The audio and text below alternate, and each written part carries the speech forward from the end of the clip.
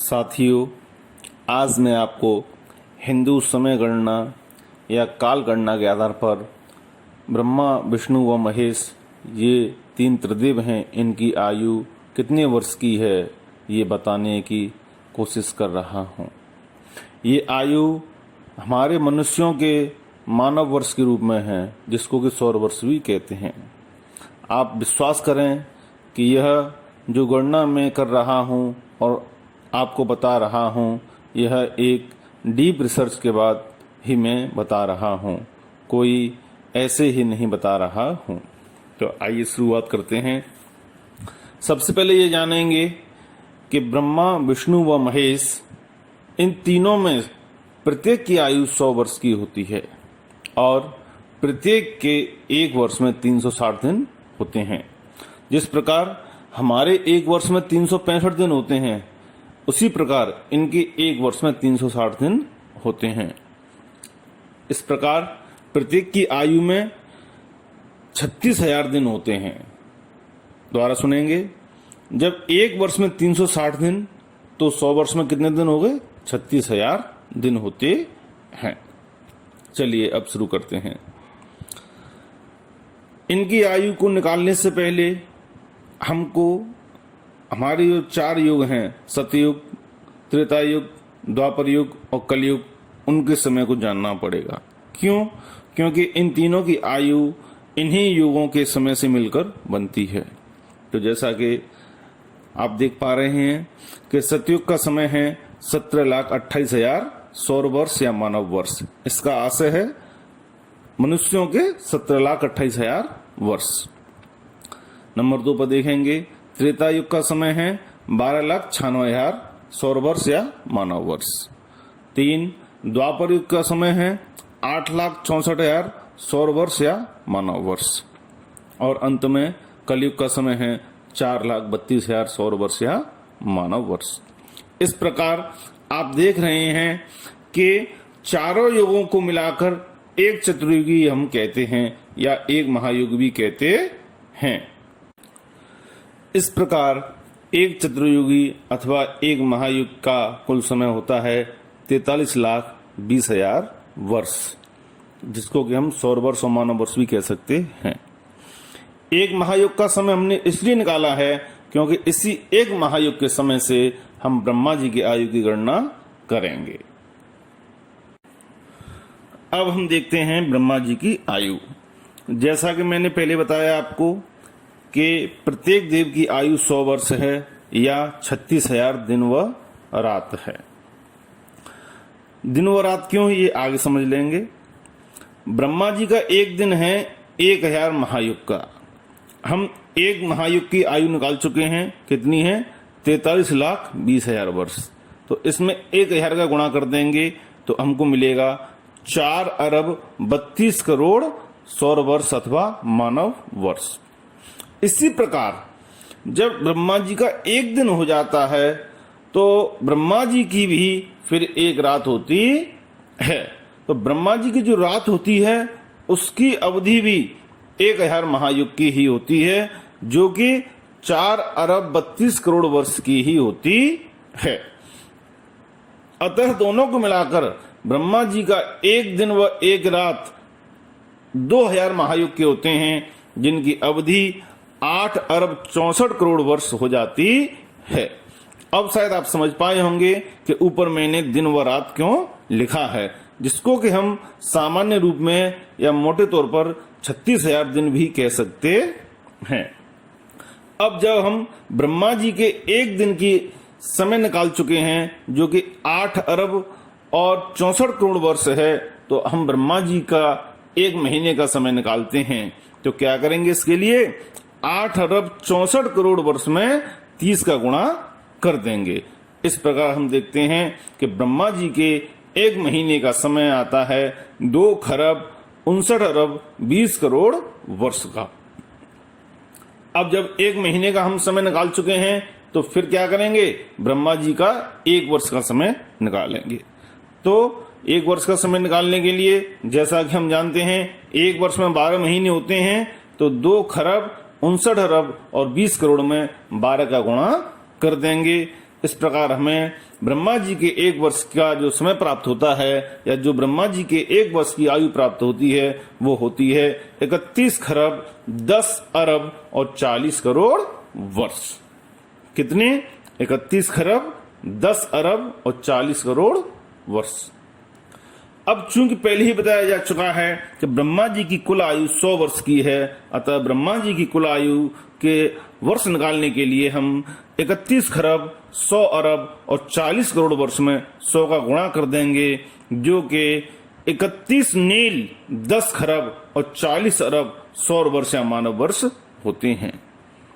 इस प्रकार आप समझ पा रहे होंगे कि ब्रह्मा जी की जो कुल आयु है वो 31 नील 10 खरब और 40 अरब वर्ष की है।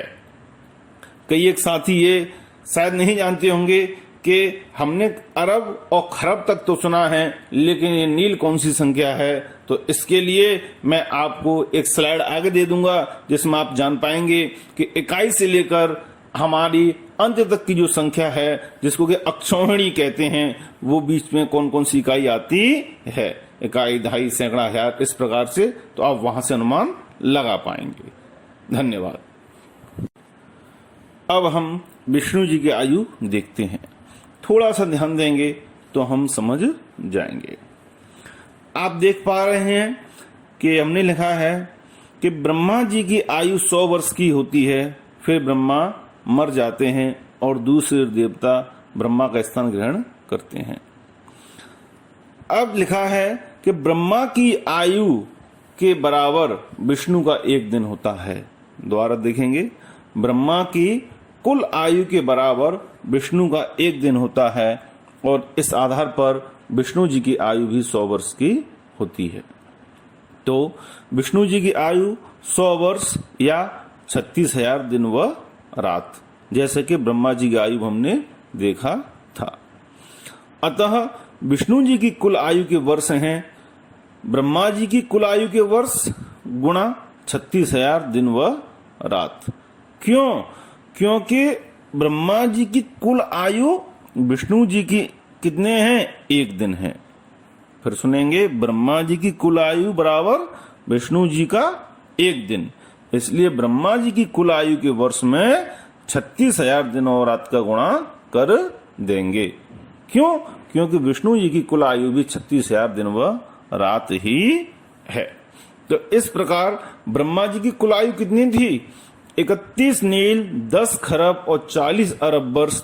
तो उसमें हमने 36,000 का गुणा कर दिया, तो विष्णु जी की आयु निकल कर आती है 1 अंत्या 11 शंख 97 पद्म और 44 नील सौर वर्ष या मानव वर्ष। जिस प्रकार ब्रह्मा जी की आयु में नील शब्द आया था, उसी प्रकार विष्णु जी की आयु में आप देख रहे हैं कि अंत्या, शंख, पद्म और नील आया है। तो ये क्या होते हैं, इनको भी हम आपको आगे बता देंगे। इस प्रकार ब्रह्मा जी की आयु हम निकाल चुके हैं, और विष्णु जी की आयु इस स्लाइड में देख रहे हैं, जो कितनी है? 1 अंत्या 11 शंख 97 पद्म और 44 नील। अब इस स्लाइड में हम शंकर जी की आयु की गणना करेंगे और देखेंगे। फिर वही बात जैसा कि बता चुके हैं, विष्णु जी की आयु 100 वर्ष की होती है, फिर विष्णु का समय समाप्त हो जाता है और दूसरा कोई देवता विष्णु का स्थान ग्रहण करता है। जिस प्रकार ब्रह्मा की कुल आयु के बराबर विष्णु की आयु का 1 दिन था, उसी प्रकार विष्णु जी की कुल आयु के बराबर शंकर जी की आयु का 1 दिन होता है, और इस आधार पर शंकर जी की आयु भी 100 वर्ष की होती है। अतः शंकर जी की आयु बराबर 100 वर्ष या 36,000 दिन व रात। तो शंकर जी की आयु के कुल वर्ष कितने हैं? विष्णु जी की कुल आयु के वर्ष गुणा 36,000 दिन व रात। विष्णु जी की कुल आयु क्यों? क्योंकि विष्णु जी की कुल आयु के बराबर शंकर जी की आयु का 1 दिन होता है। तो विष्णु जी की कुल आयु कितनी थी? 1 अंत्या 11 शंख 97 पद्म और 44 नील, जिसमें कि हम 36,000 का गुणा कर देंगे तो शंकर जी की कुल आयु निकल कर आती है 4 पारद 3 मध्या, 10 अंत्या, 78 शंख और 40 पद्म, सौर वर्ष या मानव वर्ष। अंत्या तक की जो संख्या थी वो हम विष्णु जी की आयु में देख चुके थे।